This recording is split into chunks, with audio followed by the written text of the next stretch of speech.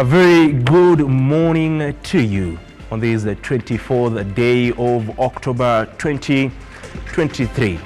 Now just less than a week before we call it a month and we dive into the 11th month of the year. It's just the other day when the year began, and already we are getting done with October as we head to this of course November, signaling just the end of the year.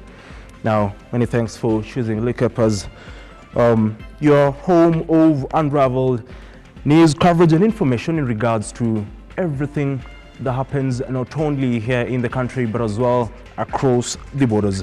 This is the Morning Drift, and remember you can watch it live on our YouTube and Facebook pages at Lookuptv, as well as engage with us via X, Facebook, as well as Instagram at Lookuptv.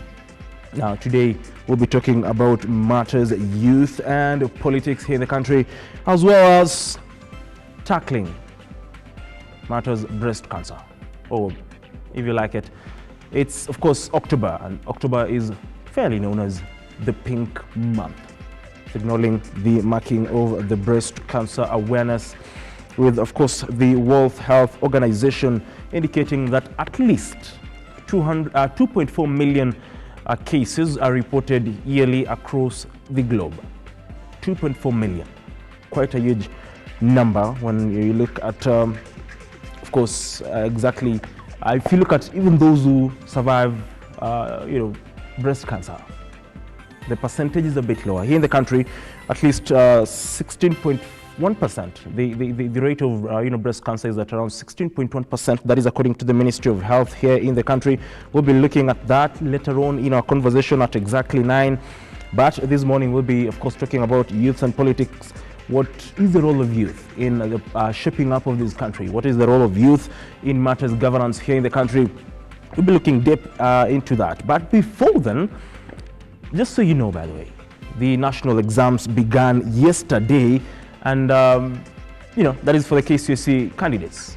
Around 3.5 million candidates are sitting for their exams across all levels from the 844 system. And by the way, the last cohort of the 844 system are sitting for their KCPE exams this year. At least 1.4 million in that particular category. That is the last cohort in the 844 system in the country will be doing the KCPE this year.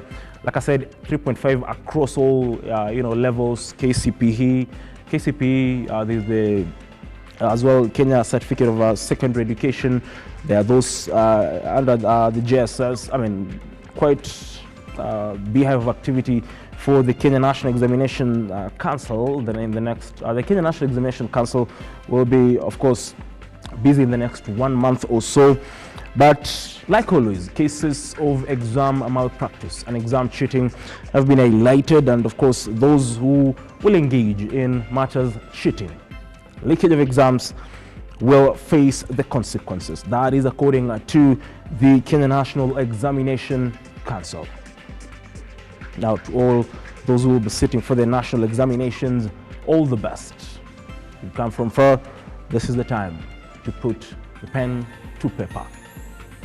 Now, finally, the bipartisan teams, who by the way began their retreat to draft the report yesterday in Nakuru, in Naivasha in Nakuru County, have finally agreed to include the issue of the cost of living in their talks. Remember, it was the Azimio side that was pushing for this cost of living issue. Their Kenya Kwanza counterparts had said they are not tackling the issue of the cost of living in the talks. Reason being, they said that the government, through the cabinet, will address the issue of the cost of living. But finally, there seems to be, beg your pardon, light at the end of the tunnel. And they'll be discussing that particular issue. Remember as well, the other issue that the Azimio coalition had raised is the issue of House leadership. And according to Minority Leader Opiyo Ndai, who is also the Ugunja Member of Parliament, yesterday in Nakuru, he said, apart from the issue of cost of living, which has now been addressed, They said the issue of House leadership can now as well be another bone of contention because they want the changes effected. Now, the azimio team do accuse the Speaker of the National Assembly, that is Moses Masika Wetangula, or Honorable Moses Masika Wetangula, of not effecting the changes that was made or that was proposed by that particular coalition. In case you're wondering what type of changes are those, Azimio side do say that because Sabina Chege crossed over to the government side and voted to support President William Ruto and his team and his agenda for the country until the 2027 general elections, then she ceases to hold the position of Deputy Minority Whip in the National Assembly. Remember, Sabina Chege was nominated by the Jubilee Party and they want her ousted. And they are, of course, they've fronted Embakasi West Member of Parliament Mark Mwenje to be Sabina Chege's replacement. We'll be following up on that particular story just to understand what are the dynamics and what will happen in regards to the changes being effected, and of course the drafting of the report of the by the bipartisan team. And they are vindicated. This is again according to Opio and I. They want the changes effected as soon as today when the House resumes. So it will be a wait and see situation just to try and get to understand what really happens at the end of the day. And by the way, still on matters politics, but here in the capital, there's some bit of scuffle in the ruling party, the United Democratic Alliance. That is the president's party. Not nationally, but here in the city, the Nairobi City County. Reason being, a section of MCS made a raft of changes in House leadership.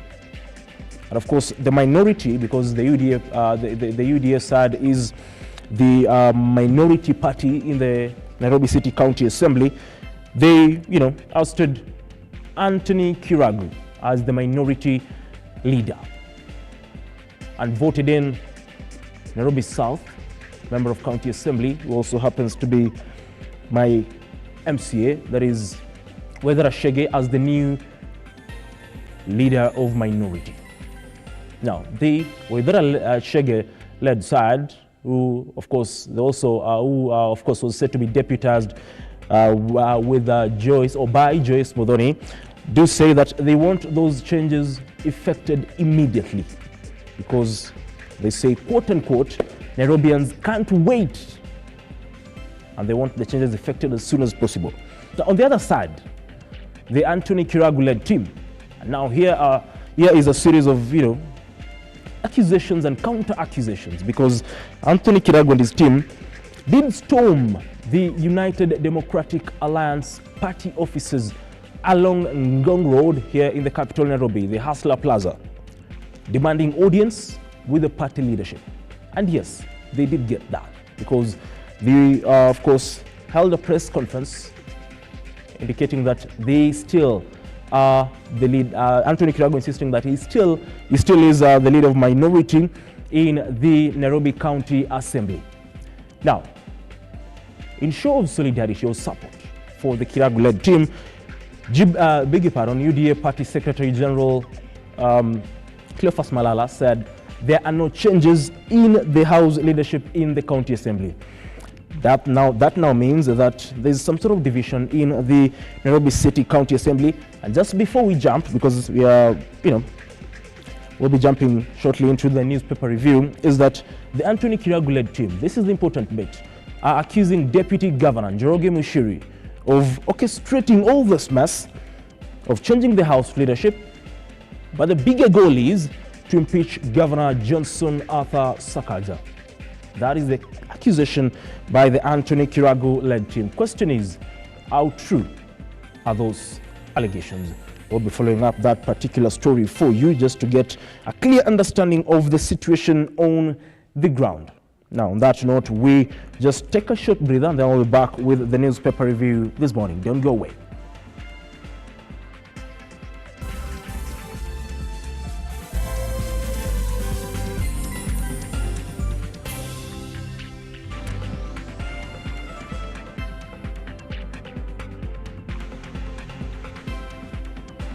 Oh, thank you very much for staying with us. Remember, like I said, you can watch this particular show on our Facebook and YouTube pages at Lookuptv, just to get an understanding of whatever is happening across the country in matters of sports, business, entertainment, as well as matters of politics.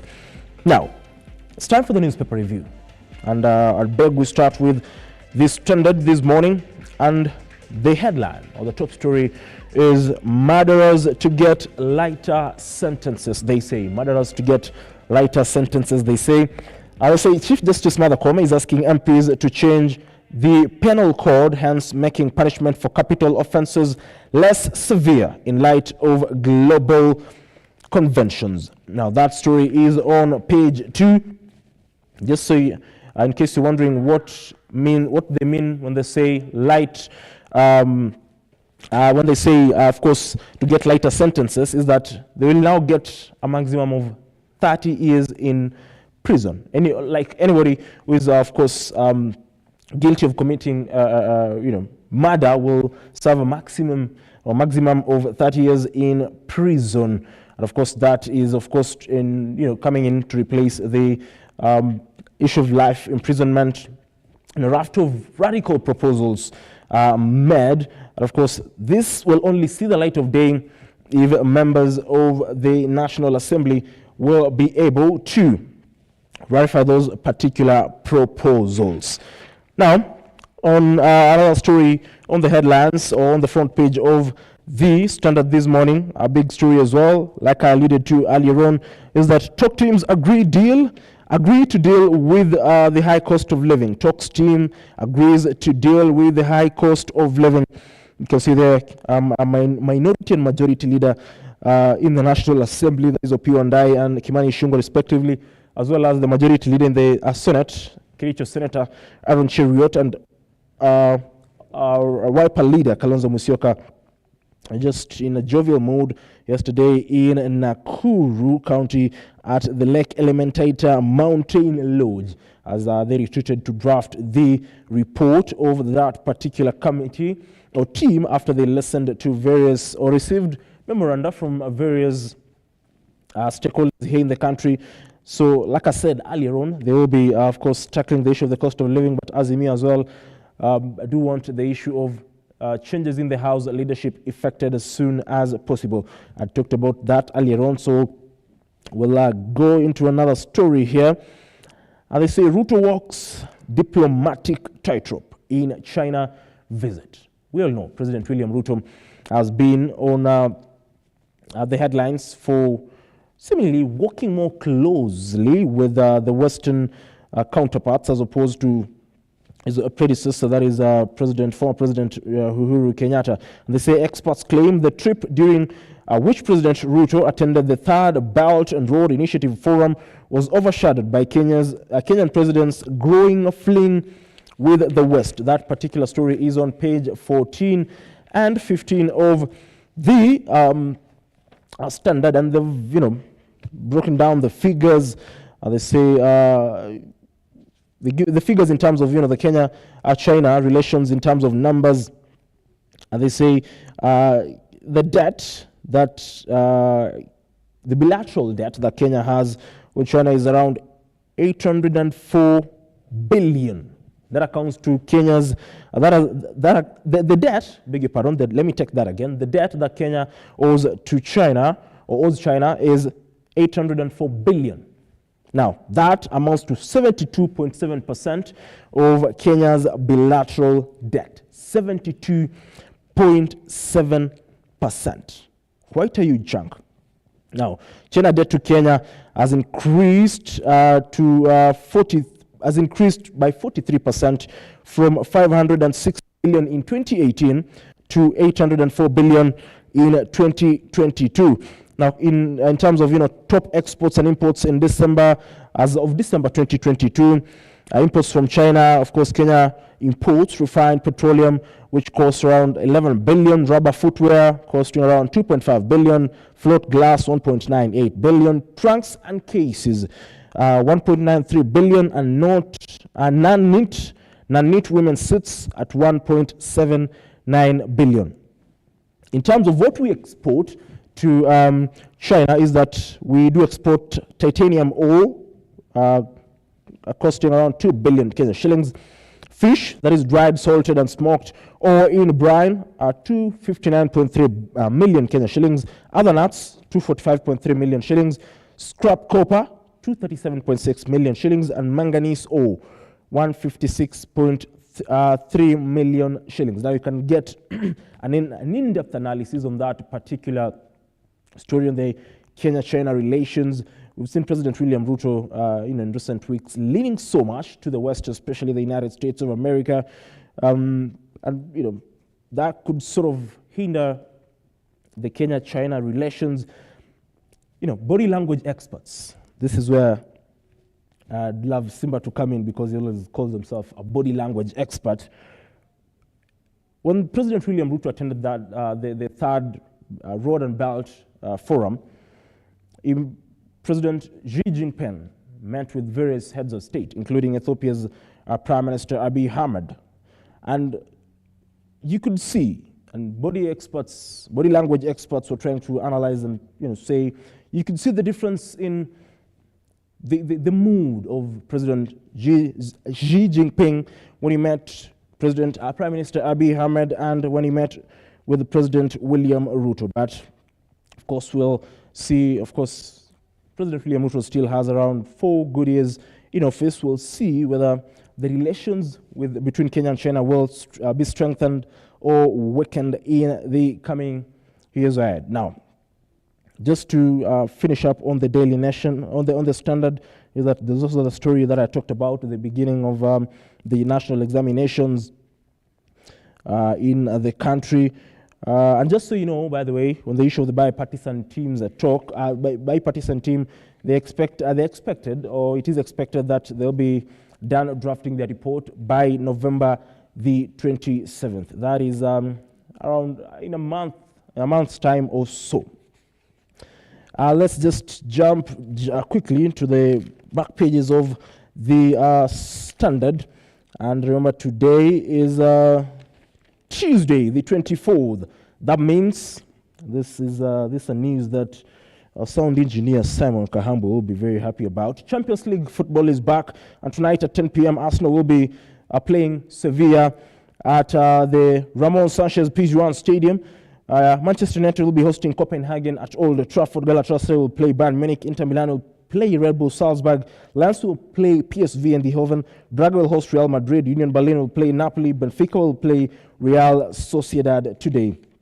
Just so you know, the Champions League top goal scorers. Simba, this is where you come in again. Champions League goals top scorers include Rasmus Højlund of Manchester United and Julian Alvarez of Manchester City. Better call it the Manchester Excellence. Now, on that note, we jump straight to the Daily Nation. And it's still the story that we talked about in the Standard this particular morning. And they say why CJ, the Chief Justice, wants a life sentence scrapped. Now, the story is the judiciary has tabled 2 bills in the National Assembly that proposes sweeping changes to the Penal Code and the Criminal Procedure Code, including the readjustment of sentences for murder and robbery to ensure proportionate punishment and the abolishment of life sentences, which will be replaced with a maximum sentence of 30 years. That story, again, is on page 4.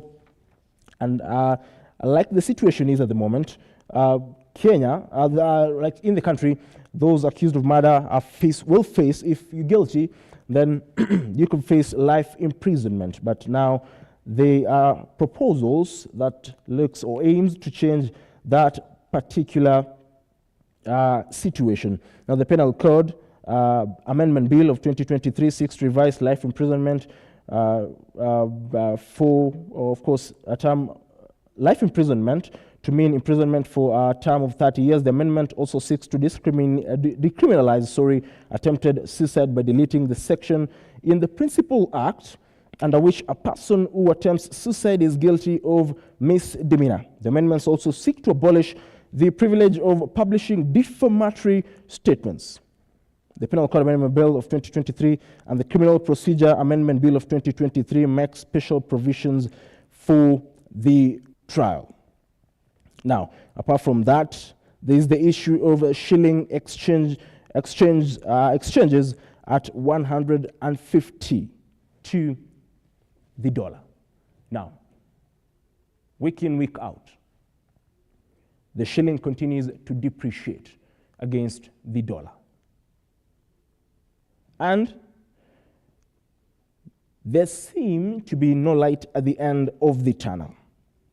That story is on page 6, and they say the official exchange rate of the shilling the shilling against the dollar per yesterday crossed the 150 unit mark following a period of sustained and consistent depreciation. Now, in regards to this particular story, by the way, today, and this is a story, a key story or top story that we'll be looking at. The story is at page 6.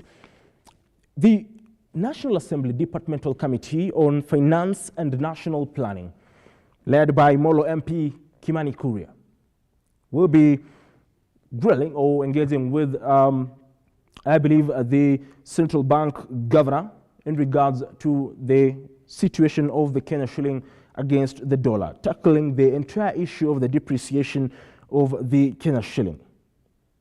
Remember, at some point, the Kenya shilling was exchanging for around 110, 120, but hitting the 150 unit mark is a whole different situation. With the current economic crisis, then the situation can get even worse. So we'll be, of course, following up that story for you today with a lot of interest, just to give you, keep you abreast on what the situation is in regards to that particular issue. Now, the other story is, just before we jump to the news highlights this morning, there's the issue of the Mavoko demolitions that is ongoing. And again, we could be looking at another demolition if those who've been ordered to vacate do not vacate in the next 71 days, by December 31st, or by the 31st of December. Because they say squatters own Kirima's city land, given up to December 31st to leave or face bulldozers. That is, of course, after a ruling by the court. And of course, that is Kirima's land in Njiru area that is said to have been grabbed. We could be staring at yet another wave of demolitions if those who've built houses or flats in that particular parcel of land do not vacate in due time. Now, on that note, we wrap up the newspaper review this particular morning. Don't go away, because we'll be coming to you in a moment with the news highlights.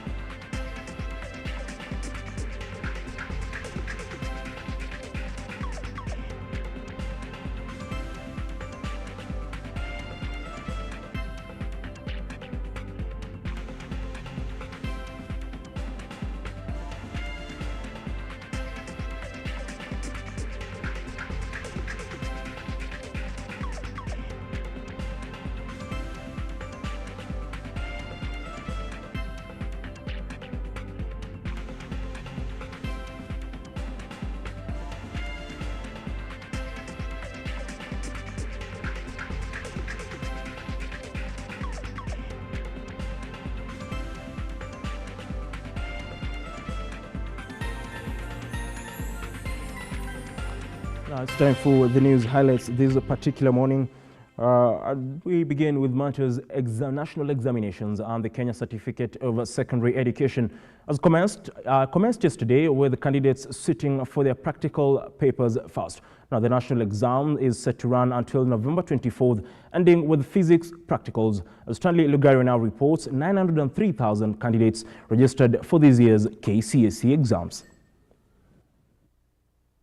The long-awaited Kenya Certificate of Secondary Examinations, which will see more than 900,000 high school candidates sit for the national exams, has officially kicked off, with arts practicals being the order of the day for the students to demonstrate their prowess in various fields. among them music studies, foreign languages including French, German and Arabic, and finally Kenyan Sign Language. The Kenya National Examination Council has deployed over 1,700 officers to maintain vigilance and cases of malpractices during this year's examinations countrywide, sending stern warning to center managers against participating in exam cheating by sharing the exam details with unauthorized individuals. The council has called on stakeholders to be careful and stick to the rules and regulations, warning that those who are found culpable will be punished in accordance to Section 27 of the laws governing the council, signaling that whoever is found guilty will serve a prison term of not less than 10 years or a fine not exceeding 2.2 million shillings. More than 3.5 million students are candidates at the 3 levels, including 1.2 million under the CBC curriculum of Kenya Primary School Education Assessment KEPSEA, 1.4 million candidates for KCPE, and more than 900,000 are sitting for their KCSE exams. Stanley Lugaria, Lookuptv. Now, President William RUTO on Monday met with the British High Commissioner to Kenya, Neil Wigan, and other senior officials to discuss King Charles III's royal visit to Kenya slated for next week. King Charles III and the Queen are set to visit Kenya from October 31st to November 3rd in a historic visit tracing back in 1952 when Queen Elizabeth II acceded to the throne in the country. Speaking following the meeting, President William RUTO said the visit is a significant opportunity to enhance the collaboration between Kenya and the United Kingdom in various areas of shared interests. President William RUTO was a busy man on Monday at State House, Nairobi. His day started with a meeting with the British High Commissioner ahead of King Charles' visit at the end of the month. RUTO is expected to hold bilateral talks with the King, focusing on climate action, biodiversity, sustainable urban development, youth, technology and innovation, and women empowerment. Key projects expected to be discussed include the 425 billion Kenya shillings Grand High Falls Dam project, the 12.5 billion Menengai geothermal project, and the 7.5 billion Malindi solar expansion project. Others are 11.5 billion Nairobi Railway City project, the 31 billion shillings United Green investment, and the recruitment of Kenyan nurses to the United Kingdom. The King and the President RUTO will also seek to enhance trade volumes between the two countries. Thank you very much. Thank you very much. And it's my pleasure to meet you again. Good morning. Good morning. How are you? You're well? The President also met the Japanese ambassador to Kenya, Ken Okaniwa, who delivered a message from Prime Minister Fumio Kishida. President RUTO lauded Japan for funding Kenya's infrastructure projects in health, agriculture and education, among others. The head of state said Kenya has created a conducive business environment that has attracted 104 Japanese companies to the country. Ambassador, how are you? Very good. Hello, how are you? Hi, nice to meet you. Good morning. Welcome to Nairobi. Thank you. Later, President RUTO held talks with Austrian Federal Minister for Labour and Economy, Dr. Martin Kocher, who was accompanied by the Austrian business community. Now, the two leaders explored ways to increase trade volumes, expand markets for Kenya's agricultural products, and enhance labour migration.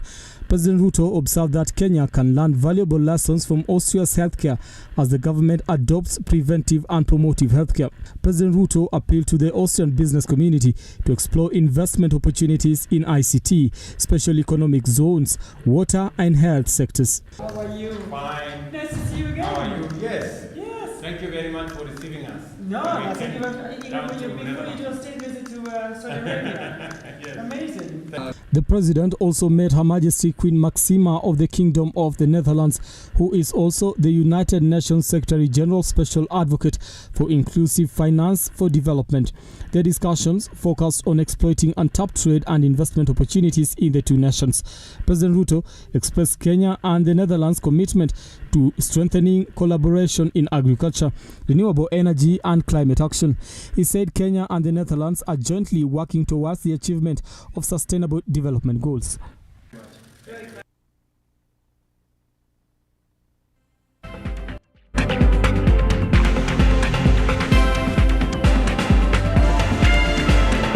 Well, it will be a momentous occasion when finally the King and the Queen arrive here in the country That is a visit that is slated for next month, a visit that millions of Kenyans are eagerly looking forward to. Now, on that particular note, we wrap up the news highlights. We are going on a short commercial break. We'll be back as we talk about matters youth and politics, youth and governance. What is the role of the youth here in the country in terms of shaping the future of the nation? Many times they say the youth are the future, but is that true? We'll be talking to Brian Nabiso and Mr. Kigoli in regards to all that, but that will be after the break. Don't go away.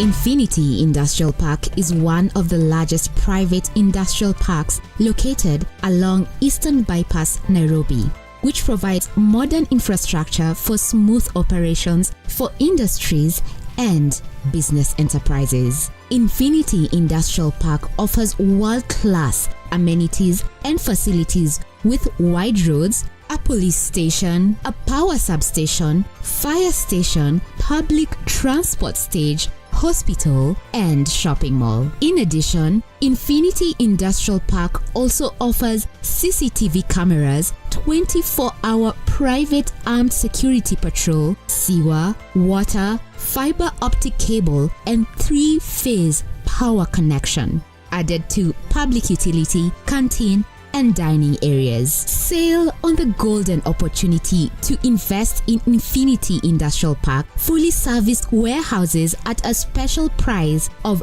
3,569 Kenyan shillings per square foot. For more inquiries, visit our website infinityindustrialpark.com.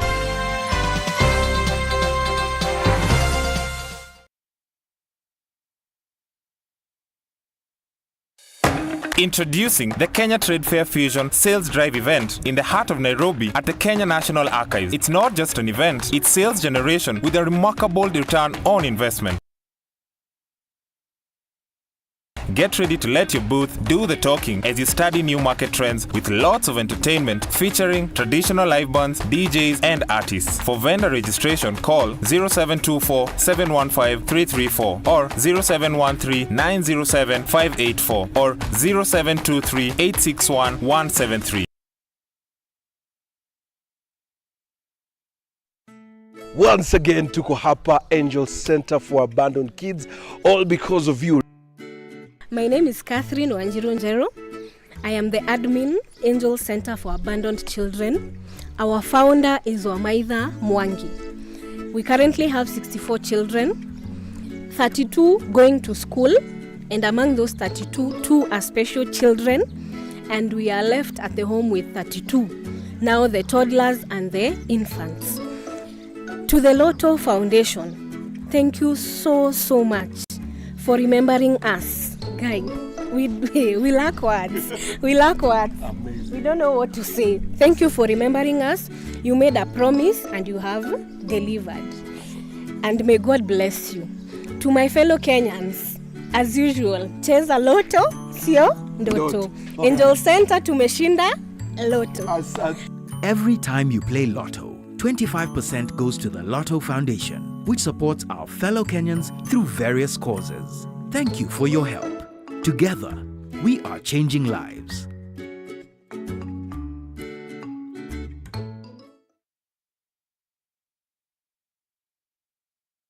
Are you a business owner in the retail business of fast-moving goods in the market and your goal is to boost and expand your business? Juhudi Kilimo is now offering you financial support with super fast loans of up to 30,000 processed within 1 to 3 hours.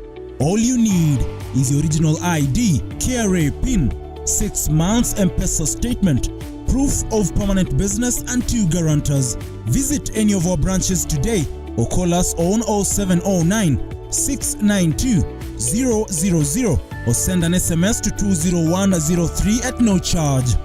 Juhudi Kilimo, investing in farmers, transforming lives.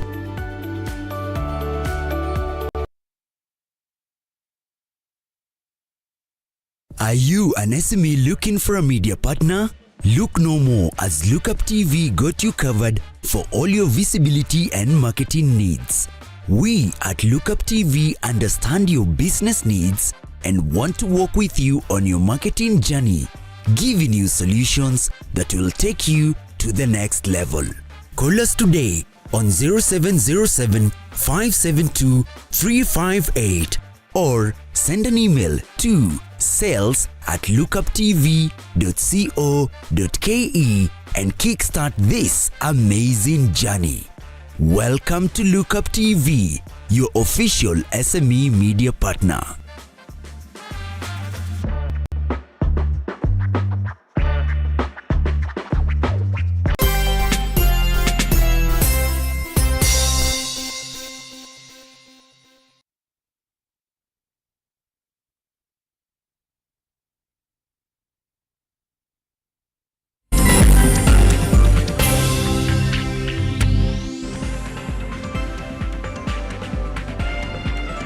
Well, thank you very much for still keeping it Lookuptv.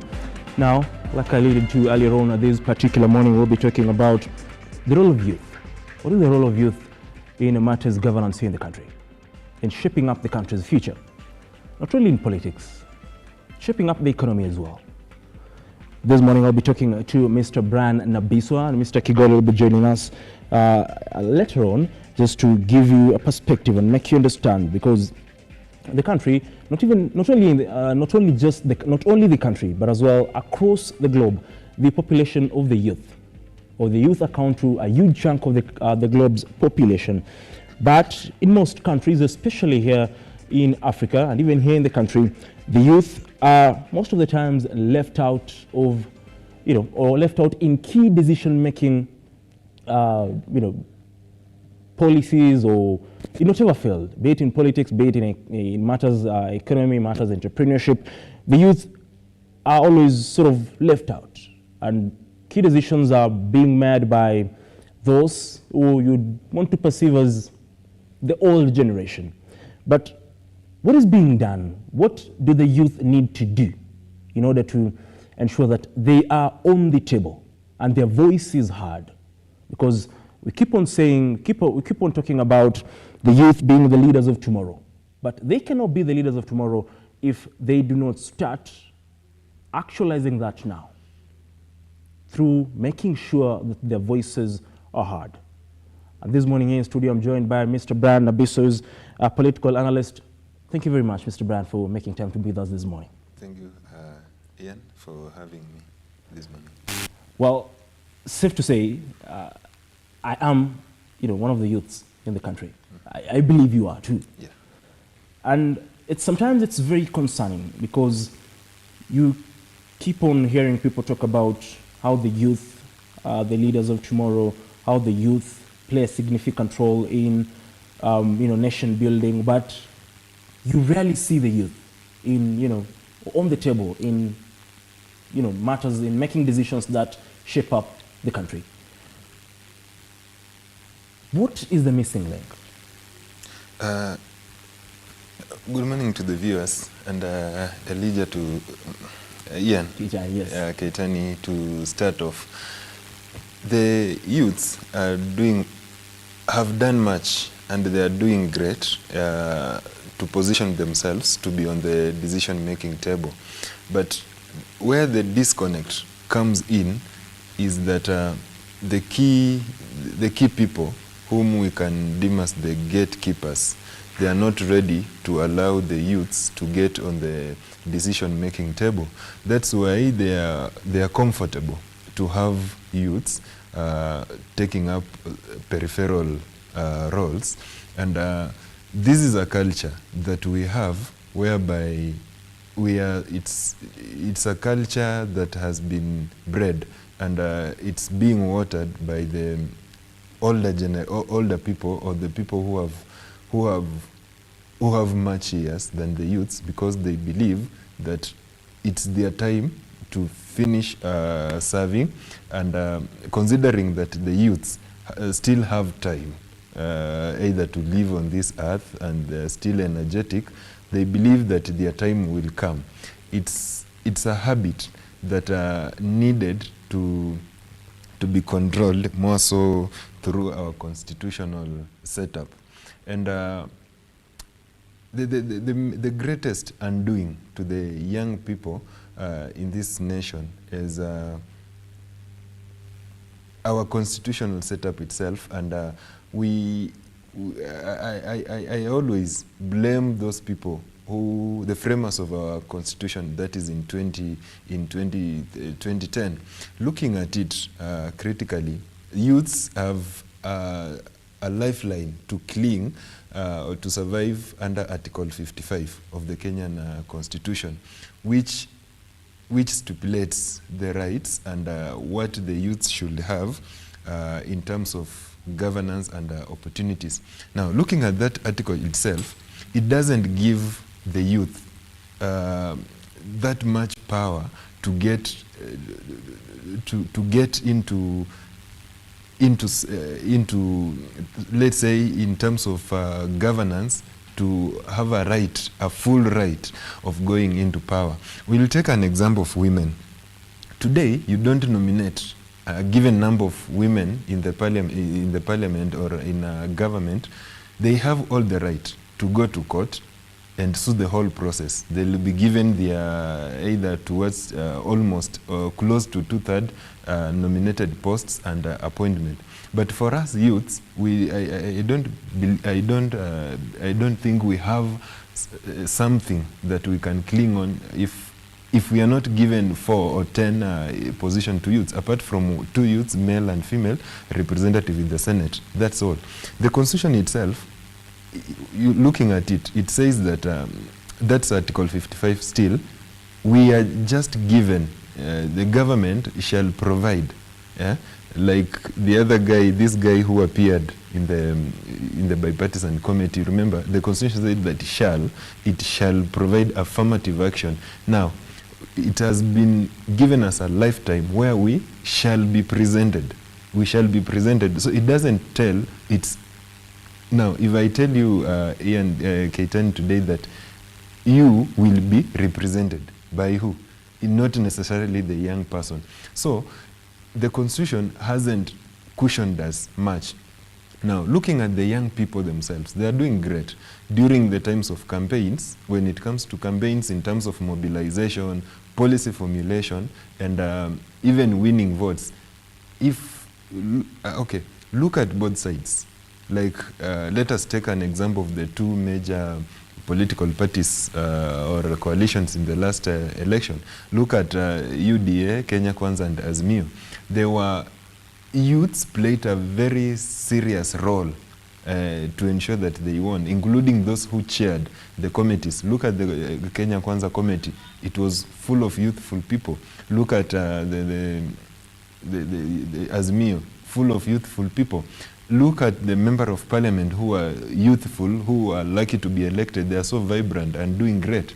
Even when you look at the ranking of the performance of those of the member of parliament, those member of parliament who are youthful, they are doing great. Look at Ndindi Nyoro, for example. Has always ranked as the top performing member of parliament. Now, and you look at the bottom, you will see a number of those people who are at the bottom and who rarely speak in parliament. They are the older people. So it's just goodwill. There is a lack of political goodwill towards the young people in serving. In the previous regime, actually we saw something tangible, whereby we could see someone like the guy who was appointed as the assistant minister CAS in the Ministry of Education, Kinuthi. Yeah, a very youthful guy, and he did well. But we just need a political goodwill for the youths to be incorporated in governance matters. If I got you correctly, right? Yes.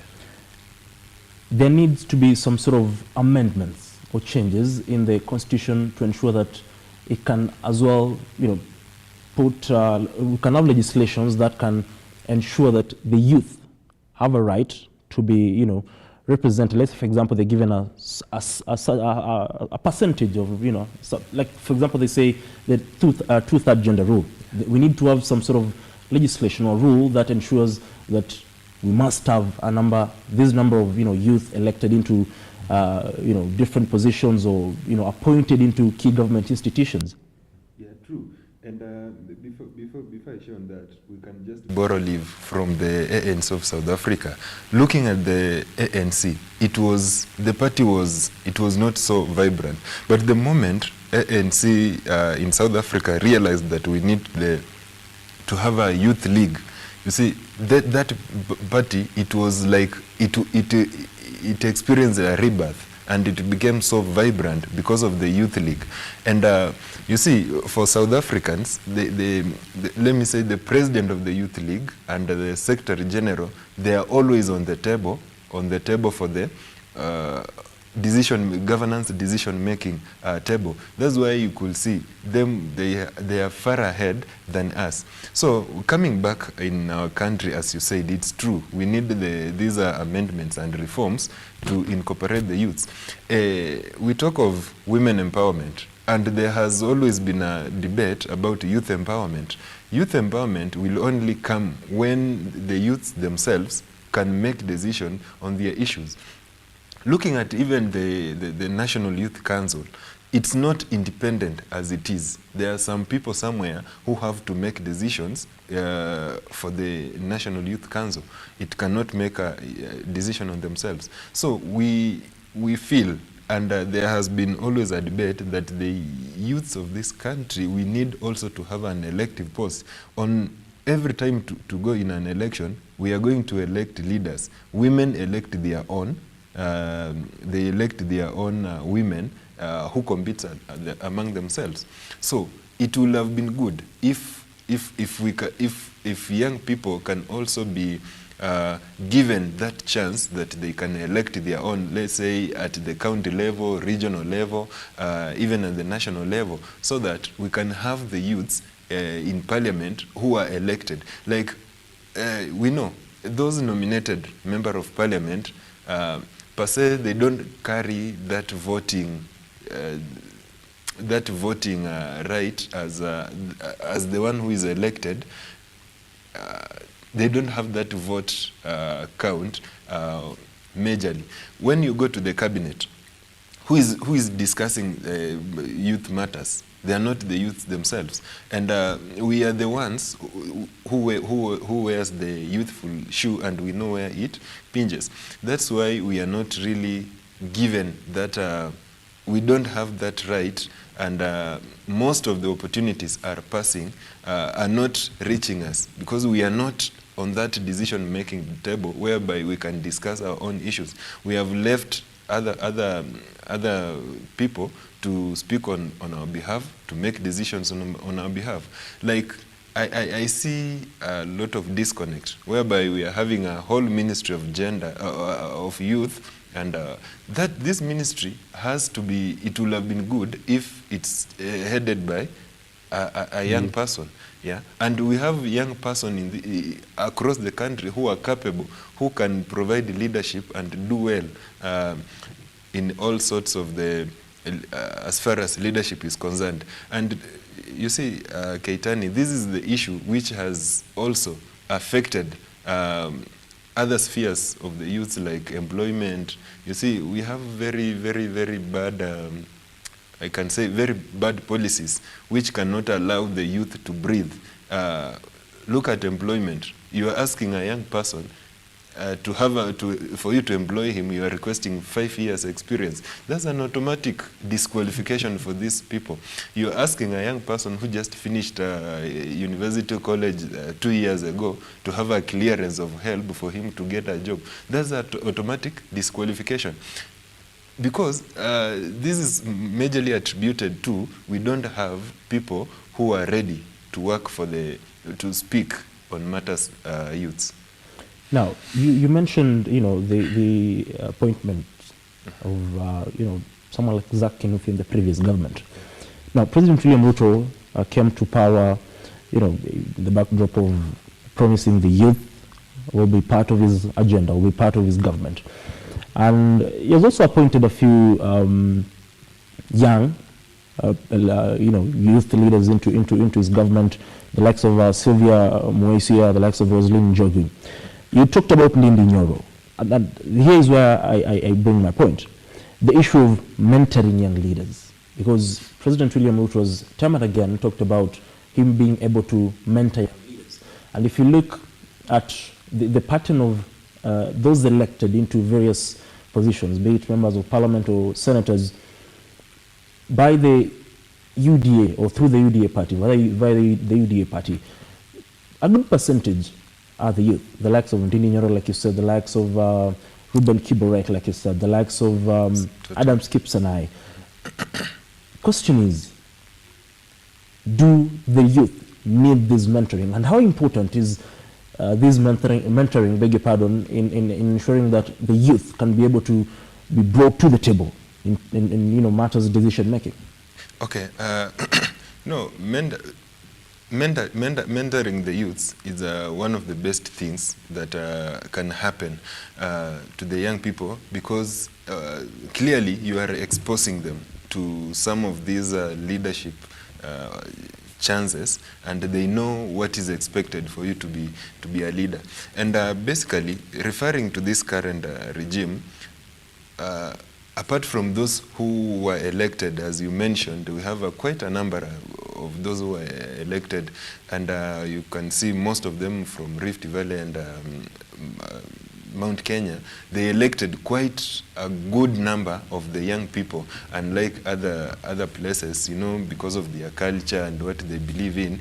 Like where I come from, for you to be elected as a young person, it's a hill to climb, because the first thing people see you, they have to make, okay, for you to be elected, you have to be married. People will ask you, we are electing you, who will be cooking for us when we come to see you? I can confirm that is a notion as well, from where I come from. Yeah, to see you, Mheshimiwa. But they have done good. But the current regime, actually, they had shown a good indication, especially when they were appointing the CAS, an issue which I don't know if it will go through the court or it's a done matter. There are quite a number of young people who are appointed, but still there are much to be done. There are still a lot to be done, because look at the cabinet composition for the past many years. Actually, since independence, we've rarely seen actually young people being appointed. Actually, if I can remember very well, among the young people who have ever served in the cabinet recently, we can talk of HSR, we can talk of maybe previously Ababu Namwamba, and maybe there will be some, but there's still much which needs to be done.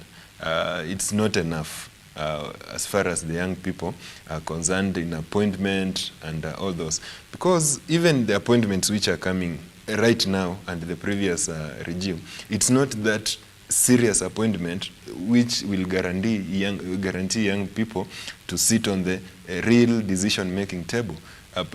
So we still demand that we are given that opportunity to access the decision-making table. Like, I usually do comparison. Empowerment, the real empowerment which is happening, like let's see the women empowerment. There were minimum, very few. In every election we could see less than 10 women being elected, leave alone those who were nominated or appointed. But currently we can see we have more than 4 governors, we have quite a number of senators, we have many MPs who have been elected and they won against men. This is majorly because of this women empowerment issue. So if there is goodwill, even the youth can be empowered, whereby you give them nominations. From there, they will realize that we can get somewhere. And the biggest undoing, Elijah, is our cultural beliefs and maybe I can say the finances. You see, if you carry out a survey, every county had almost, if not 5, more than 5 young people who are on the ballot maybe an MP, a senator, MCA.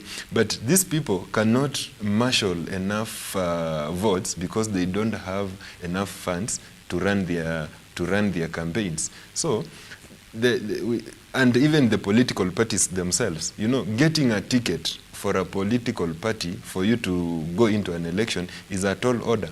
Even the young people we have now in parliament, they have come from far.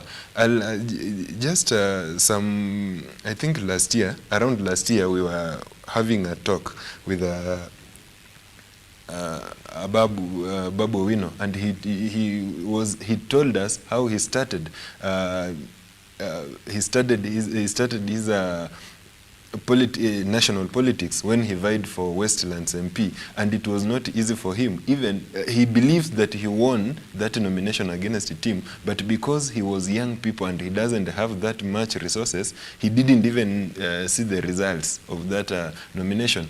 Someone like Salasia has been vied before, and he didn't win because he didn't have that much resources.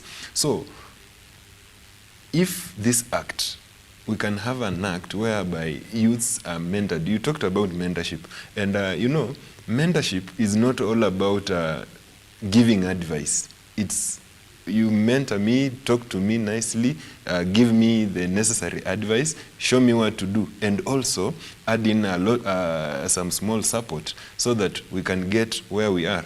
Now, when the current president was the deputy president, in his office, I understand, he employed a lot of young people.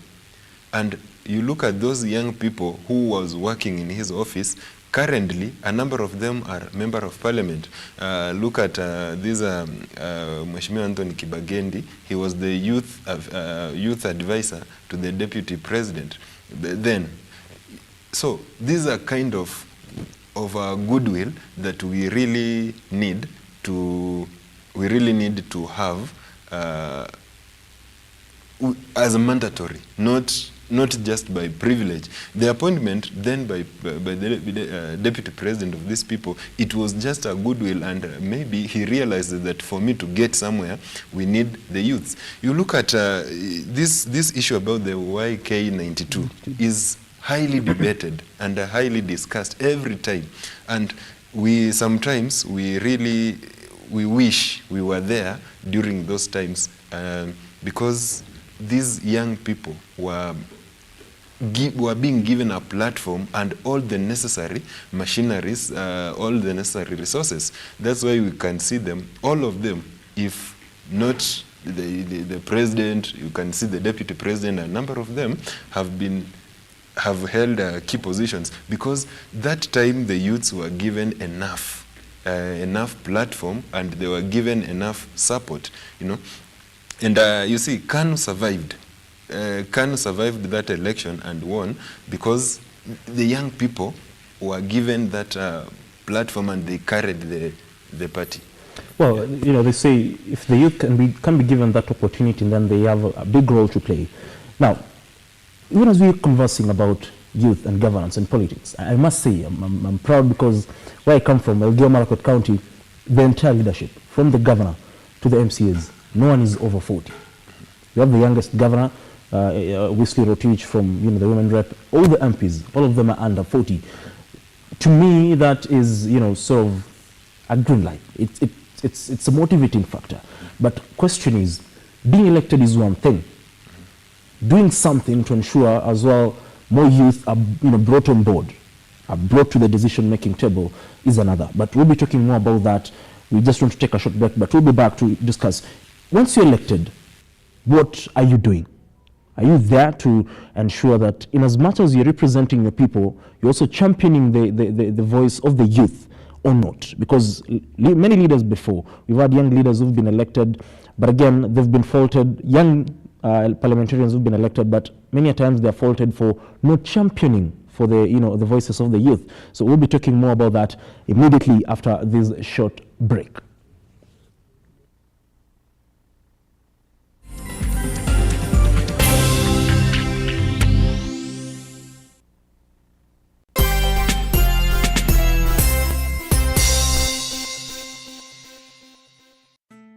Once again, tuko hapa Angel Center for Abandoned Kids, all because of you. My name is Keitany Wanjiru. I am the admin, Angel Center for Abandoned Children. Our founder is Wamaitha Mwangi. We currently have 64 children, 32 going to school, and among those 32, 2 are special children, and we are left at the home with 32. Now the toddlers and the infants. To the RUTO Foundation, thank you so much for remembering us. Guy, we lack words. We lack words. Amazing. We don't know what to say. Thank you for remembering us. You made a promise and you have delivered. And may God bless you. To my fellow Kenyans, as usual, cheza loto, sio ndoto. Angel Center tumeshinda loto. Every time you play Lotto, 25% goes to the RUTO Foundation, which supports our fellow Kenyans through various causes. Thank you for your help. Together, we are changing lives.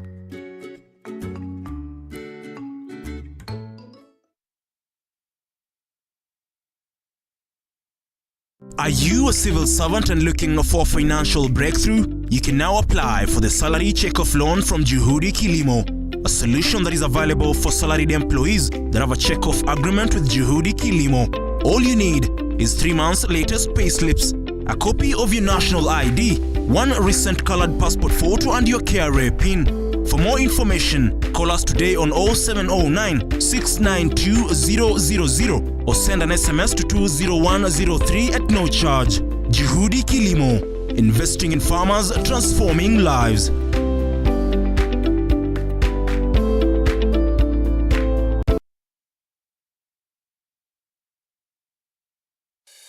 Introducing the Kenya Trade Fair Fusion Sales Drive event in the heart of Nairobi at the Kenya National Archives. It's not just an event, it's sales generation with a remarkable return on investment.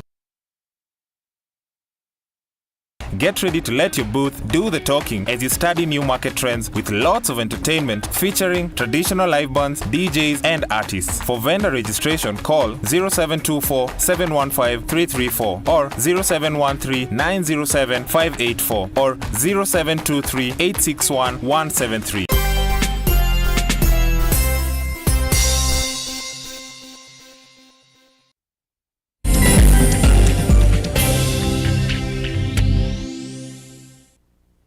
Well, thank you very much for staying with us. And in case you're joining us, we are talking about matters youth and governance, youth and politics. What is the role of the youth in shaping up the country's future? And I was talking to Mr. Brian Nabiso, a political analyst, but we are now joined by Mr. Edwin Kigoli, a youth and political analyst. Thank you very much, Mr. Kigoli, for making time to be with us. Thank you very much, and I'm so delighted to be here today. Always a pleasure. Sure. I was talking to Mr. Nabiso, and whether we are conversing whether the youth need mentoring, in order to get into the political space, because many a times the space that is more talked about, more or highly regarded as the space where key decisions are made, where everything in regards to shaping the country's future is made, is the political table. And we're talking with Mr. Nabiso in regards to the appointments and there being a need to maybe amend or bring in legislations through the constitution that will see the appointment or election of more youth into various seats. Because, for example, he was given an example of the women in the country and the 2/3 gender rule. Before, it was the youth and the women who were sort of marginalized in terms of elective positions or appointments. But like you rightly put it, before you'd struggle to have 10 or so women who were elected. But as we speak, we have even many women governors. Embu County, Kirinyaga, Homa Bay County, Nakuru County. We have women who've been elected into key positions. But now those who are, who have been sort of left out are the youth, who are now struggling to get into the table, make key decisions, because we cannot keep on talking about the youth being the future if we cannot engage them now. But we have to own that space. Do you believe then there's need to bring in legislation that will ensure more youth are appointed, not only elected? Thank you very much. It's such a rich question. My first or initial submission is this. Youth, as it is the case with women, do not realize the power they hold. When you look at Kenya National Bureau of Statistics report of the census that happened in 2019, this category of people are the majority in this country. When we go to make key decisions at the ballot, everybody is accorded or afforded a fair chance to electing leaders. Why don't we elect one of our own? When you look at the statistics of women and youth, we can elect our own president. We can choose a governor of our own. We can elect in MPs who are youthful, who we believe can champion our agenda. But what do? At that critical time and day, what happens is we go do our own things. We are so impatient. We do not want to pay the price to electing leaders who can champion youth agenda. Now, they say youth don't have money. They say youth do not have the capacity to run and mount a serious challenge to the senior citizens who are contesting for similar positions. But my focus or focal point is this. What matters is not necessarily how much money you've spent, but how many people turn up to vote for you. If the senior citizens spend so much money, but the youth turn up in their numbers, they can overturn that decision and electing leaders of their choice. Yes, young people need mentorship. They need guidance. They need direction. But then the question is, are we ready when we are called upon? The answer is unfortunately no. Most of us would go focus on other things that are unproductive. We do not want to be patient. We do not want to pay the price. We want shortcuts, you know, those folks who want shortcuts in life. But if we young people can realize the power that we hold, we can make a significant difference. Now look, women are almost there because they have championed for, you know, women equal appointment to public positions, and they are somewhere, all right? When you look at the election that was done in 2007 or 2002, 2013, 2017, and now 2022, the number of women in elective positions has been growing. Now, the number of women in appointed positions has been growing. When you look at the constitution of the cabinet right now and compare it to the previous cabinet, all right, or previous cabinets, you'll realize that women are getting a good stake in government, all right, say be it on appointment or elective positions. But where is the place of young people in their numbers, all right? So we are like a giant who doesn't realize the kind of strength we hold.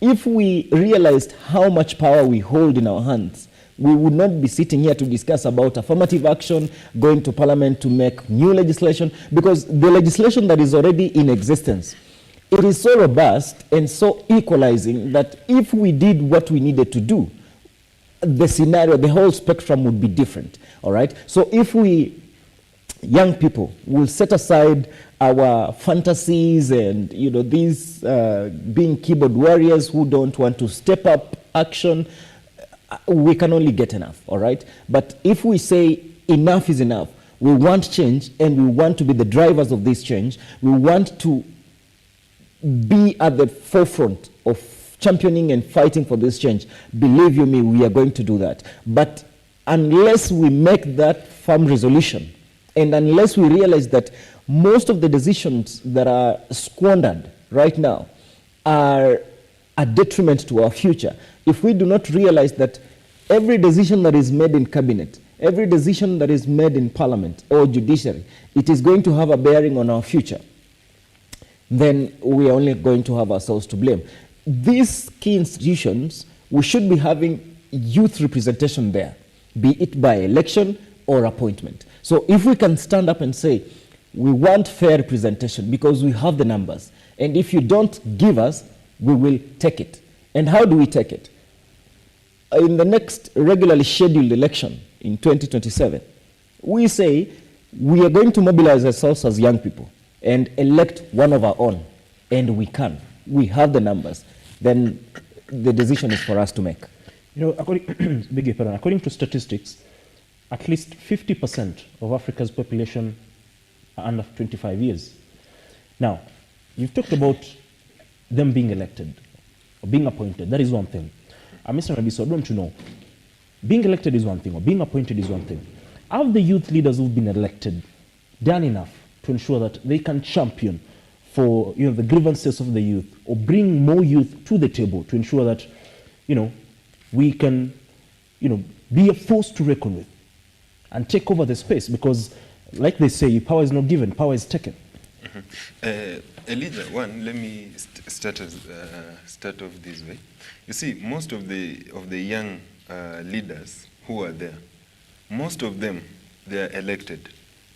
Now, they are elected, they have their own constituency.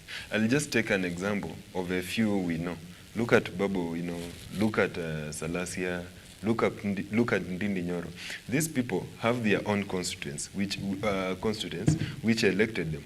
Now, most of the time, they are really occupied by serving their people who elected them. I remember at one point, the former member of parliament for Kiminini, who brought up some good debate in parliament regarding the youths.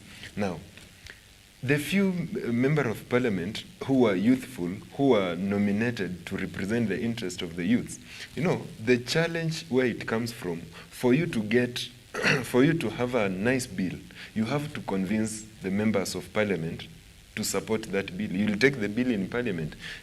Our member of parliament, they don't have always goodwill in supporting your bill if they know in that bill they are not benefiting. Actually, one of them was telling us, I come with a good bill, I have someone who will second that bill.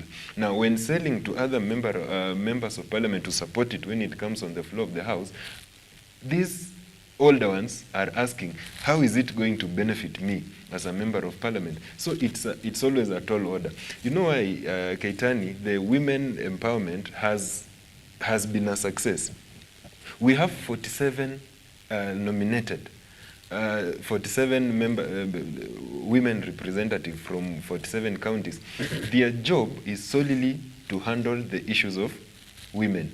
So those 47, it is easy for them to work around and agree, unlike the two who are there. So discussing of the how those who have been there, how are they faring on to fight to ensure that the issues of the youths are taken on.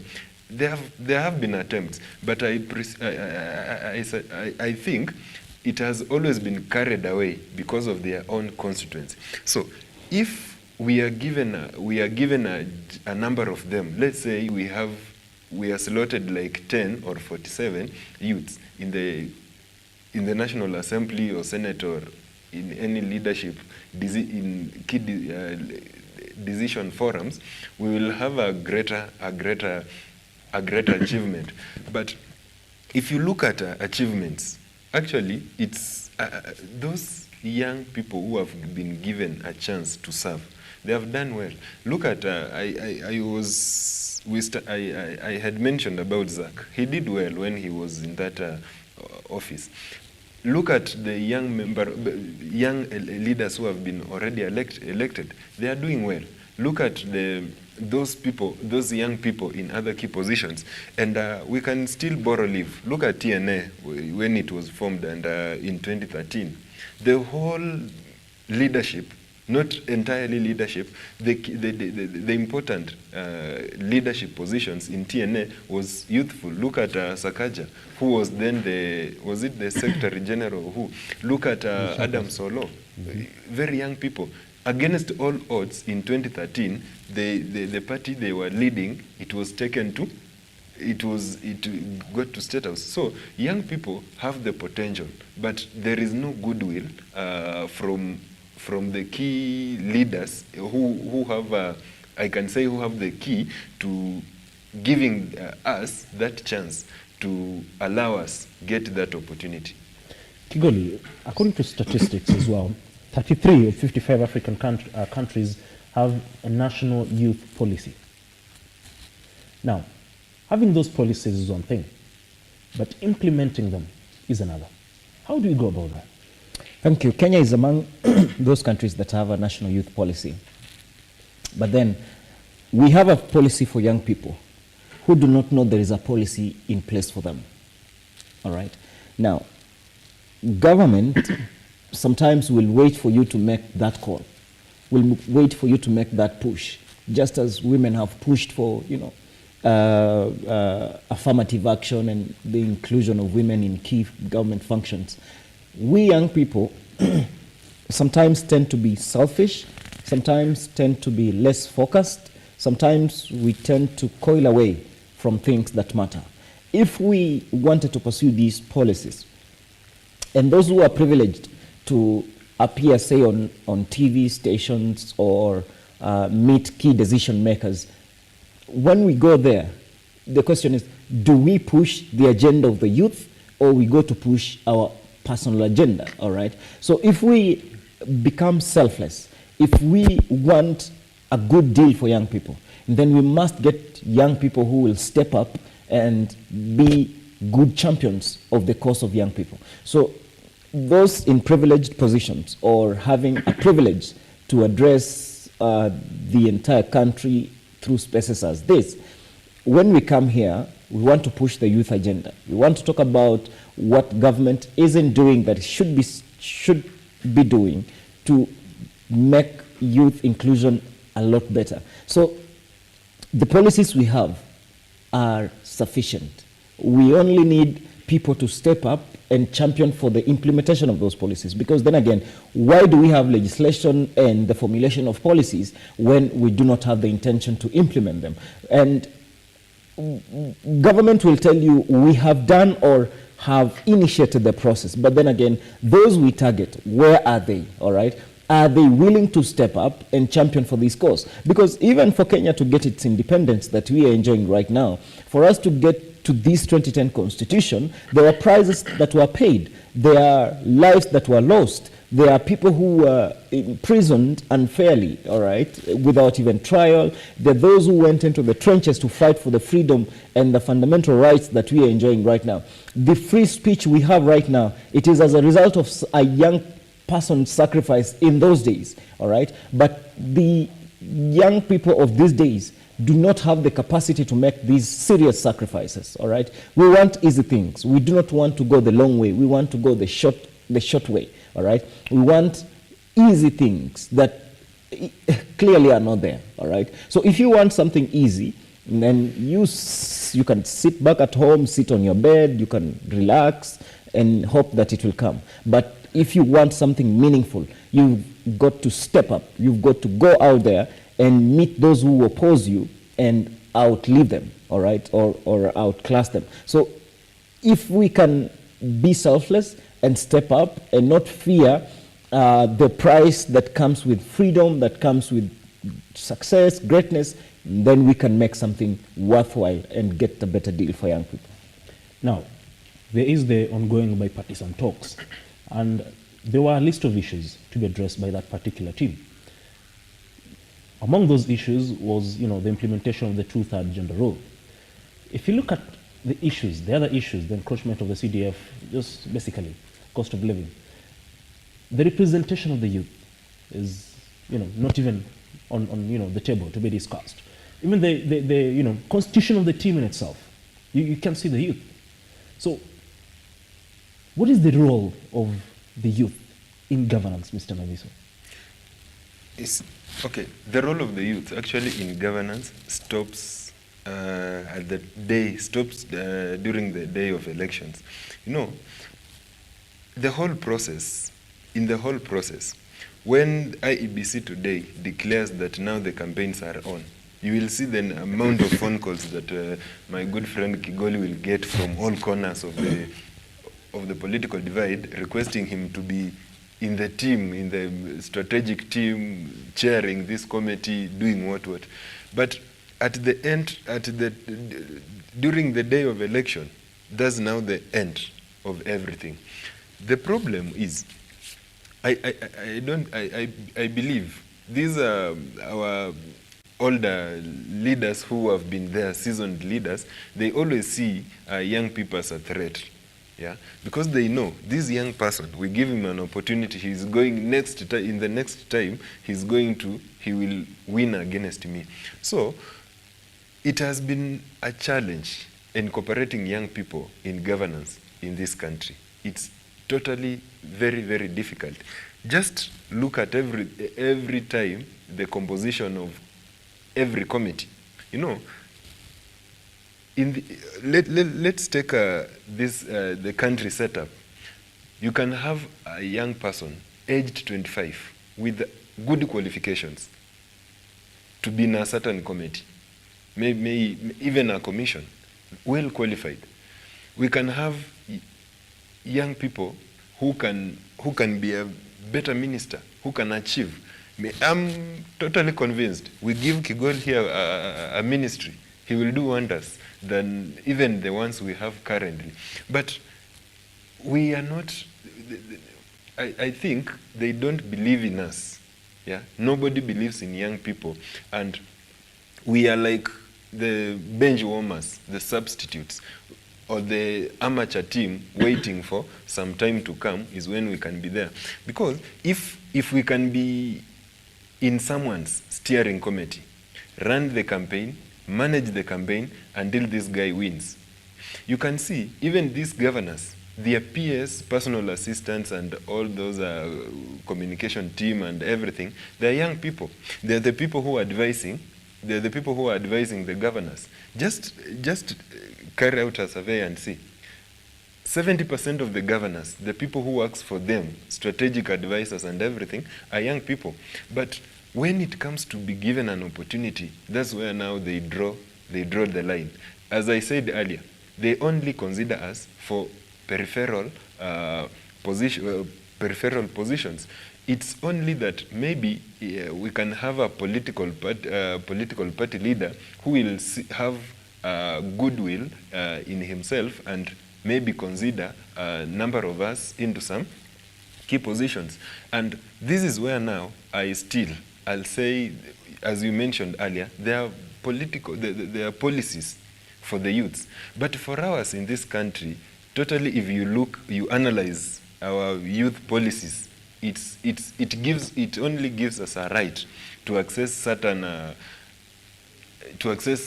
opportunities like education, being protected from harmful activities, and maybe given allowing us to be represented. Like now, we have a Ministry of Sports. We are represented in that ministry, but for us ourselves, we are on our own. We still have to move to get somewhere.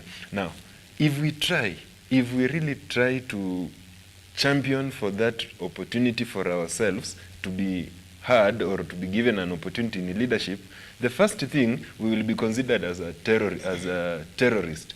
Today, we organize a meeting here in town, say the young people, let us organize and start a movement. And you know, for any given association or any given group of people to get what they want, as it has been a tradition, one, you have to organize, you have to demonstrate, you have to present a petition. And for you to present a petition, one, you need to have a procession. The moment we do that, we are considered as a terrorist group. And we have seen that all those groups which have organized movement to present petitions in parliament, they don't even access the parliament, they are tear gassed. So there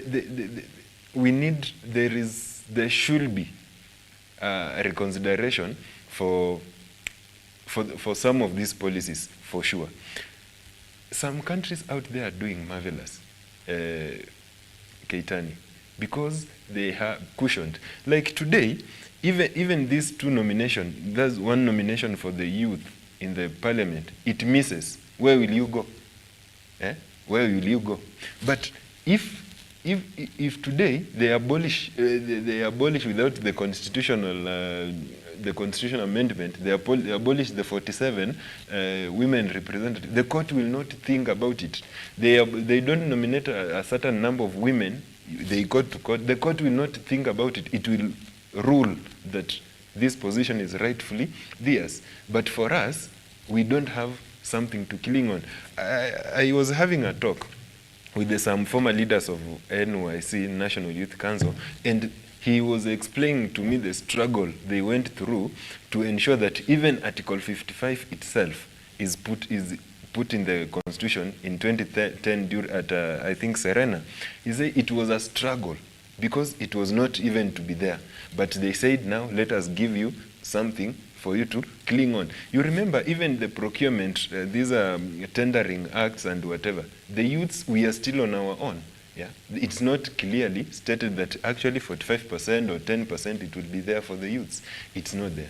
Well, thank you very much, Brian. We're going on a short break, but I want us to come back and talk about, one of the problems that the youth are facing in this country, and many people believe is the stumbling block that stops them from, getting into the decision-making table is idolizing current leaders. Many youths in the country will find a youth saying, I'd rather die than defending this guy. We idolize current leaders so much that we forget the power that we have. We'll talk about that immediately after this short commercial break.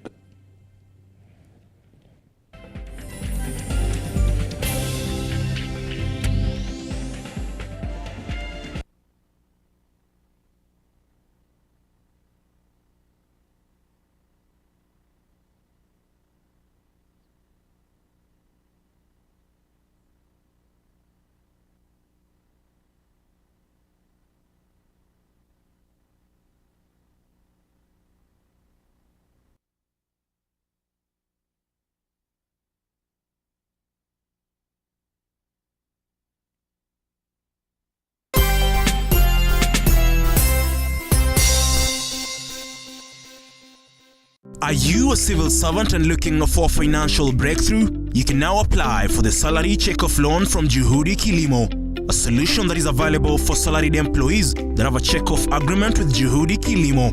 All you need is 3 months latest payslips, a copy of your national ID, one recent colored passport photo and your KRA PIN. For more information, call us today on 0709 692 000 or send an SMS to 20103 at no charge. Juhudi Kilimo, investing in farmers, transforming lives.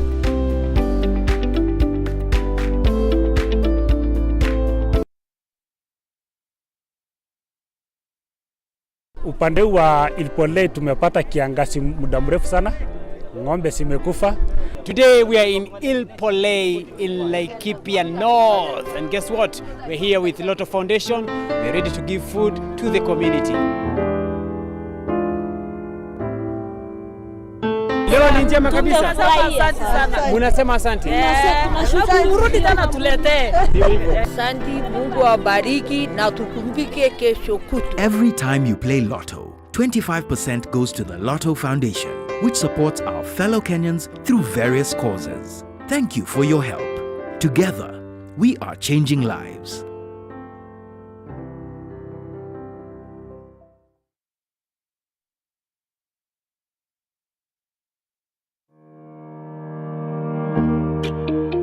Hi, and welcome to Tujenge Home. Your #1 show when it comes to all things architecture, real estate, property development, interior design. You get it right here on Tujenge Home. When the food is ready. You want to serve them? Dinner is served. Yeah. Let's go. Let's go.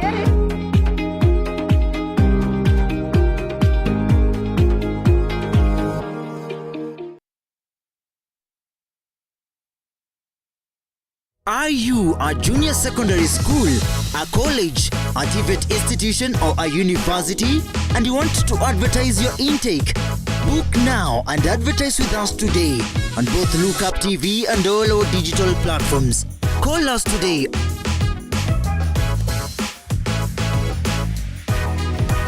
Or email us on sales@lookuptv.co.ke.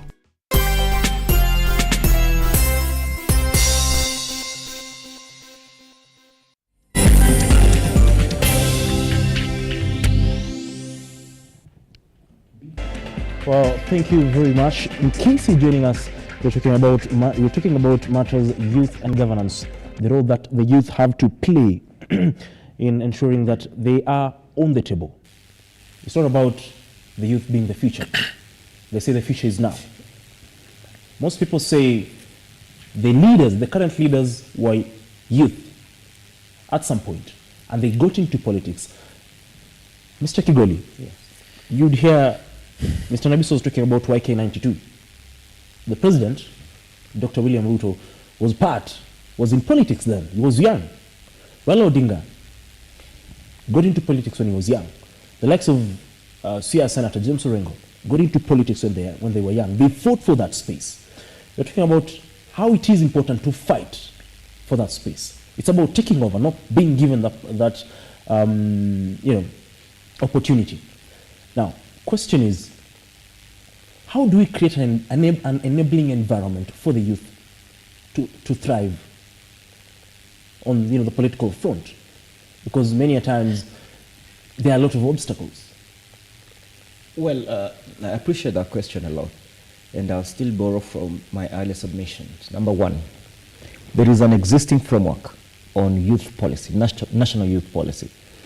The existing legislation ensures that in every decision government makes, be it on appointment, be it on anything, there has to be involvement of everyone, including the youth. But now, creating an enabling environment begins with those who are targeted to start championing for the enabling environment. If you do not champion for it, it will not come inadvertently. It will not come easily. So you have to step up. We young people must step up. And the sooner we realize the future we want, the better for us. Because look, every decision that is done right now, be it on borrowing, on public debt, be it on appointments to key positions, because these people are going to serve for a period of, for some sort of a period of time. The decisions they will be making are going to have a reflection or a bearing on the future. And the future is with the young people. If we let bad people get into positions of leadership, what we are doing is to gamble with our future. What we are doing is to weaken the capacity of our future. What we need to do is, if government appoints cronies into key positions that are going to be deciding on serious matters that are affecting young people and the country at large, we should be able to boldly come up and speak against these appointments. Because you find sometimes appointments are made not on merit, but on political expediency. You find these decisions are going to mess up a sector of the country's economy, say even in politics or leadership. So first of all, when government appoints somebody into position, we should be critical enough to say this person's character is questionable. This person's integrity is in doubt. This person has a bad track record. So how do we trust that this time around is going to get it all correct? So we reject such appointments. And the good thing is that you can go to court as an interested person, as an interested Kenyan, and petition any appointment. And you say, this appointment was made unprocedurally. This appointment does not merit. This appointment is not fair. This appointment excludes young people from participating in key government functions. Now, if we are not active to that extent, then government will easily get away with ills, all right?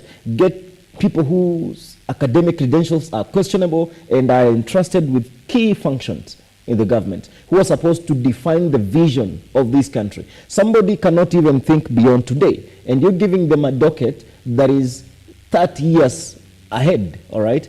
What these people are going to do is to mess up everything. They will be bossy around, they'll be moving around with sirens and causing a lot of commotion and havoc on traffic, but in real sense, they are doing nothing for the country. They are doing nothing for young people. But if we get somebody with a serious vision who is focused on delivering for the public, then we are going to get things right. Because when things start to go bad, it just doesn't happen as an event in most cases. This thing is procedural. There was a bad footing at start somewhere that is reflecting 5 years later. So if we are serious about the future we want to give to our children, because as young people, we will also have other young people when we are a bit older, all right? So the question we should be asking ourselves is, what kind of future do we want to promise our children? What kind of Kenya do we want to pass on to the succeeding generation? This generation that is going is giving us a dilapidated country, is giving us an economy that is not working to meet the needs of the young people. Look at Kenya National Bureau of Statistics report. Look at what Ministry of Education is reporting. We got about 800,000 young people graduating every single year into the job market. That is not growing fast enough to accommodate the high numbers. So if the economy is not growing fast enough, what we are graduating is a young population that is going to be jobless, that are going to be desperate in no time, that are going to lose focus, that are going to lose grip of life, and now that ensures that the environment is ready for social ills, deviance, all right, be it in hard substance or drugs, be it in crime, be it in all those bad things that you can imagine. And the people who perpetrate those things are young people. We can say probably they find themselves circumstantially in that bad light, all right? But the decision boils down to we young people. What do we have? Do we have a resilience? Can we be resilient? Can we stand for what we believe in? Can we pay the price? So if we refuse to pay the price, that's when you easily find people sliding into social ills, the deviant behaviors that cause a lot of problems to the society. Nabiso, being in the field of politics, what is it that is stopping the youth from engaging in politics actively without idolizing the leaders that we have, the current leaders or the senior citizens? Okay, I'll say poverty. Poverty has always been a greatest undoing in politics of the young people. Like most of the young people, as we say, actually it's 65%. The population, the demographic composition, 65% we are young people. But this, we are not ready giving support to our fellow young people because we believe the young people are never on the ground. You see, you know how the political language, like today, Keitany, someone tells you, hey, Mheshimiwa, you're not on the ground. It doesn't mean you are not washing the electorate feet very well, or you're not giving them, most of them usually say yamacho. You are not doing that greatly. So a good number of young people will follow someone who is giving them 200 shillings with no ideas, with no policies, but they're not going to this guy who have best ideas, but he doesn't have funds. You know, even me, like today, I want to buy. I want to go for a senatorial seat, I want to go for an MP, but I don't have resources.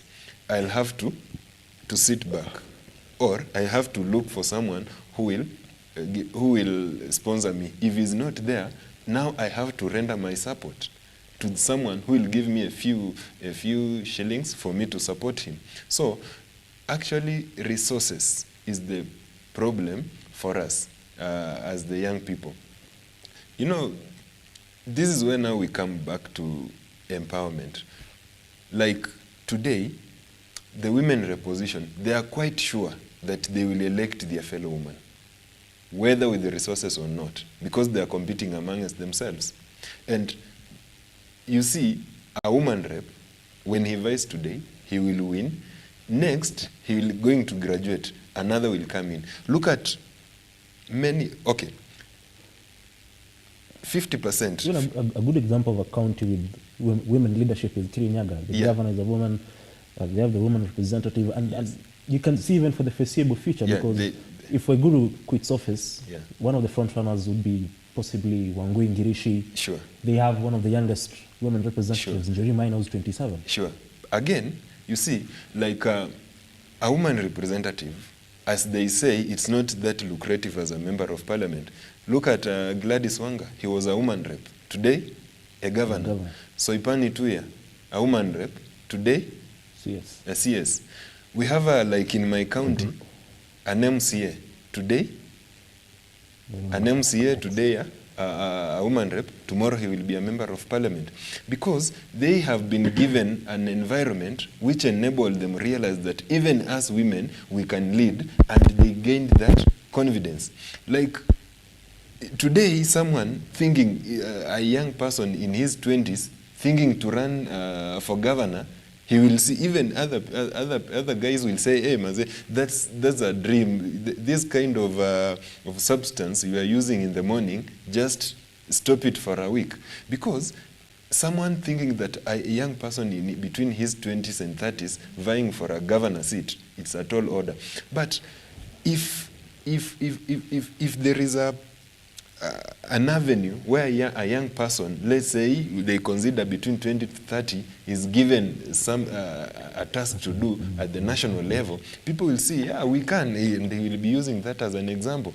As we started, we said, even women themselves vying for member of parliament position, it was not easy, because women could not come out to vie. And we could count between 1 to 10, look at 2002, 2007. Very, very few, less than 50, could come out to vie, because they used to fear that we cannot win against men. But after realizing that now we have women representative, and they are doing well, and they have campaigned their win, now we can go for it. And you can see right now they are beating women in free and fair elections all over the country. Governors, senators, MPs, MCS, speakers of the National Assembly, they are doing that. Now, even us, the young people, Keitany, we need a sort of motivation that can make us realize that we can go. You know, most young people, whatever they think of, if today I think of going to vie, I only think of going for an MCA seat, because I believe as a young person, the minimal seat I can go for it is an MCA seat.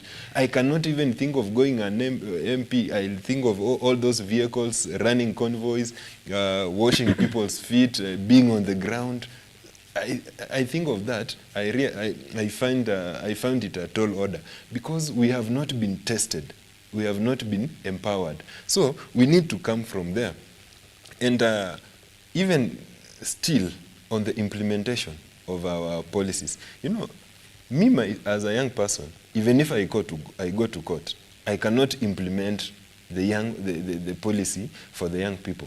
So still, we need those leaders who are there. They need to realize that they have their sons, they have their daughters who just finished school, who needs to be empowered. But and you don't want to argue, in as much as they do know that they have children who need to be empowered, they have young people out there who need to be empowered.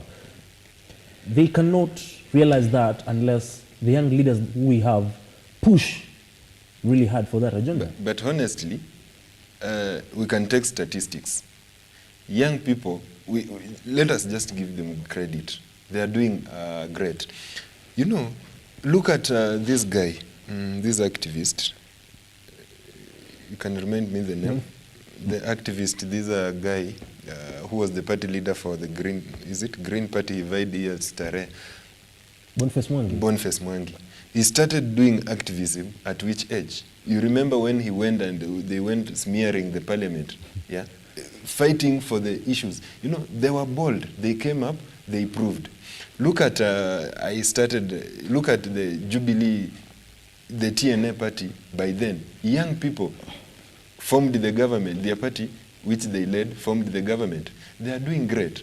But we are not, okay, there is zeal, there is that energy. But the surrounding itself, for us to to present that petition is not willingful.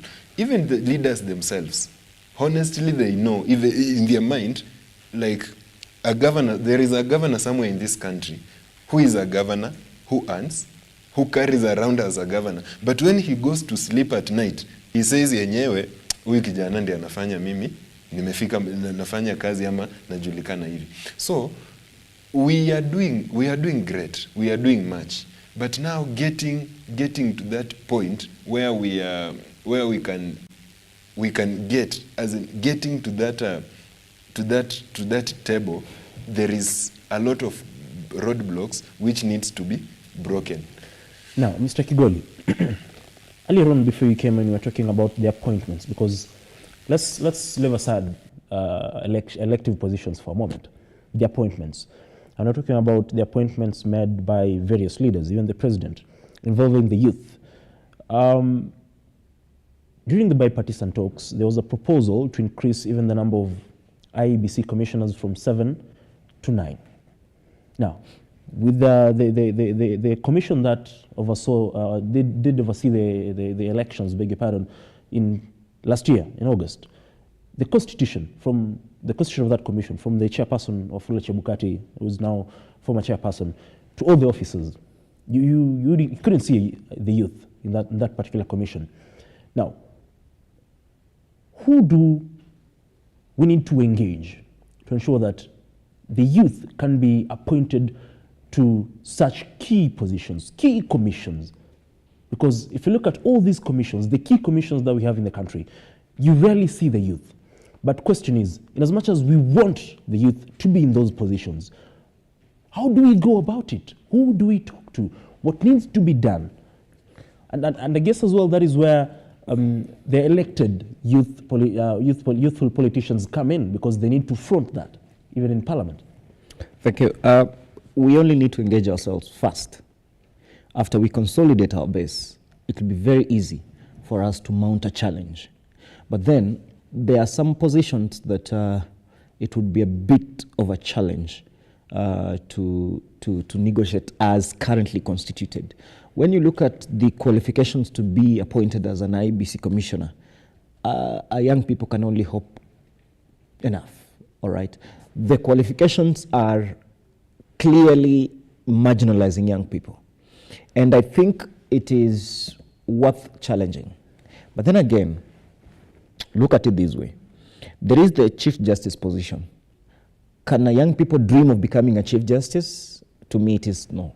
First of all, you must have at least 15 years of practice, all right? 15 years of practice, and then there are other requirements. So fulfilling them would only suit the elderly population or the ones advanced a bit in age. But then everything begins at organization. If we organize ourselves as young people, then it will be very easy. Because look at the grassroots mobilization that President Obama did. He embarked on community organization initiatives, and that gave him a head start to being or to be in the elected positions. And Obama had a dream, he had a vision as a young person, and he knew, for me to realize my dream, I need to start from somewhere. So we young people also need to realize that we need to start from somewhere. You just don't wake up and become something.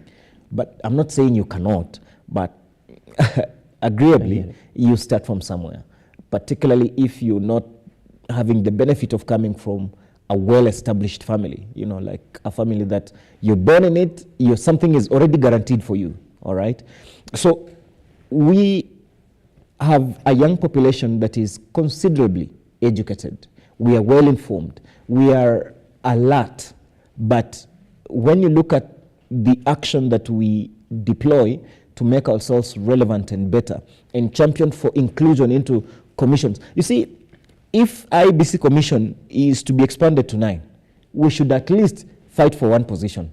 Let there be a youth representative, because the decisions these people are making are going to touch majorly on the young people. So how can we lack a young person on the table where key decisions are made on their behalf? There should be somebody who can easily resonate with a young person where decisions are made, the input they make is to shape the decision to suit the young people. But the elderly population might not understand fully the needs, the tests that the current crop of young people have. So we can champion for that. And look, there are other key positions that we can also champion, so that we are represented. Look at Judicial Service Commission, Parliamentary Service Commission, and all these other commissions. At least there should be a representation of young people, as there is a mandatory representation of gender. So where is this other segment of young people? It means we young people have slept on our job. We young people have refused deliberately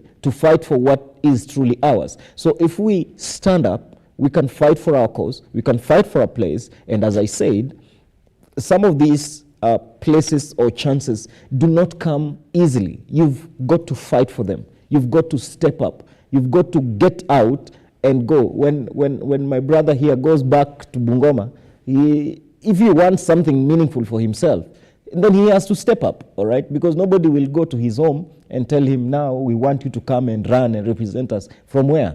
So he has to step up. He has to show interest. He has to show that he can, all right? And showing he can, he will do to demonstrate that indeed he can. And then people will have a decision to make. So if we are going to step up as young people, it is going to be easy, and we fight for representation.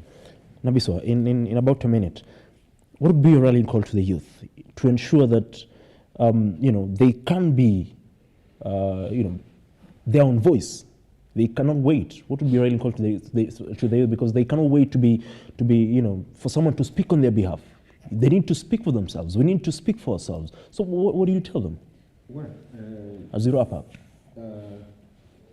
What we have seen and what we have experienced is that we just need to move away from this idea of idolizing those leaders who are well positioned pocket-wise, because it's undoing to other youths.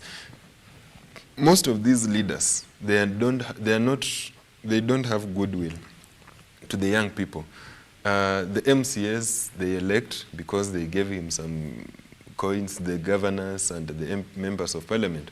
But if we can elect their own, stand with their own, he can always think of them. Because today, Keitany, Kigoli, you support me, I'll see, these are my buddies. Let us organize together. But these people already, they have their financials. So when they get there, in fact, you will be the first person to be blacklisted. And we hear cries out there. Someone will say, we supported these guys, I did this, but right now he's not picking our calls. So it is now for us to look amongst ourselves, stand for ourselves. If it is fundraising for us to go for those posts, we have to do it.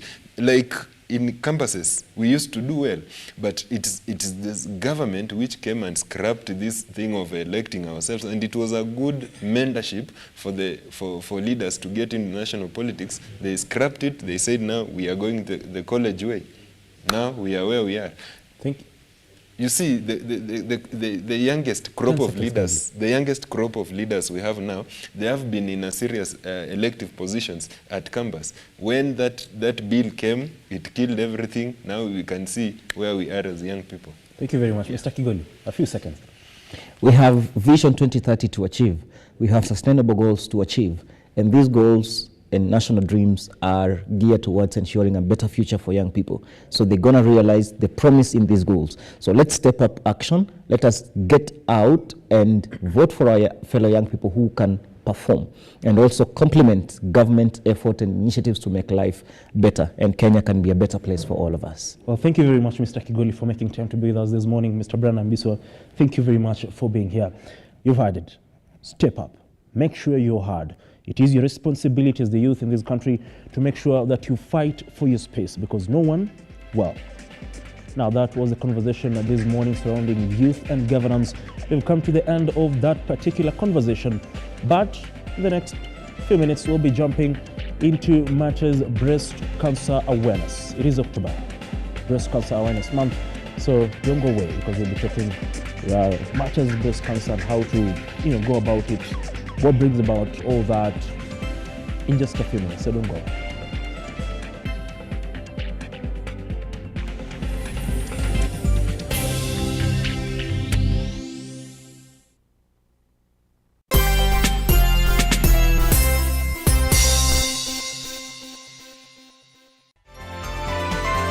Infinity Industrial Park is one of the largest private industrial parks located along Eastern Bypass, Nairobi, which provides modern infrastructure for smooth operations for industries and business enterprises. Infinity Industrial Park offers world-class amenities and facilities with wide roads, a police station, a power substation, fire station, public transport stage, hospital, and shopping mall. In addition, Infinity Industrial Park also offers CCTV cameras, 24-hour private armed security patrol, sewer, water, fiber optic cable, and 3-phase power connection, added to public utility, canteen, and dining areas. Sail on the golden opportunity to invest in Infinity Industrial Park fully serviced warehouses at a special price of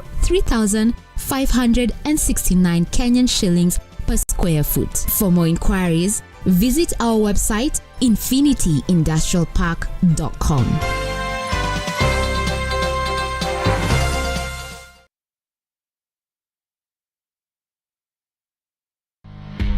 On the 2nd and 3rd of November 2023, join thousands of leaders from across the country and beyond level. This premier leadership event, the Global Leadership Summit, will be hosted at Sitam Karen. World-class speakers at the summit